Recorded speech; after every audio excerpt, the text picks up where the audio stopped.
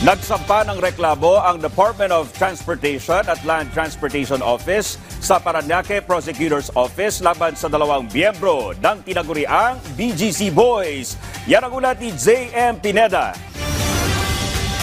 Hindi hahayaan na lapastanganin ng kahit na sino man ang pagkuha ng lisensya. Ito ang naging mainit na babala ni Transportation Department Secretary Giovanni Lopez sa publiko at mga opisyal ng gobyerno. Kasabayan ng pagsasampa nila ng reklamo laban kina dating DPWH Bulacan District Engineer Henry Alcantara at DPWH Bulacan District Assistant Engineer Bryce Hernandez dahil sa paggamit ng peking pagkakakilanlan at lisensya. Labag sa batas ang ginawa ng dalawa. Matatandaan sa pagdinig sa Senado na nabanggit nila na ang kasino mismo ang nagbigay sa kanila ng peking ID. Pero hindi nila itinanggi na ginamit ito para pumasok sa pasugalan.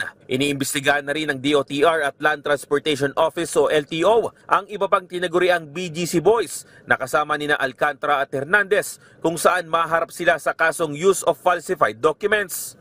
May kulong po ito na hindi higit sa 6 na taon at fine in the amount of 1 million po. That's under the revised penal code.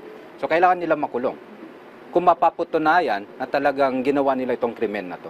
Wala ring kawala sa asunto ang nag-supply ng peking ID sa BGC Boys. Maging silbing babala rin anya ito sa lahat ng mga nagtatangkang mameke ng ID o gumamit nito. This will send a strong signal po sa mamamayan natin.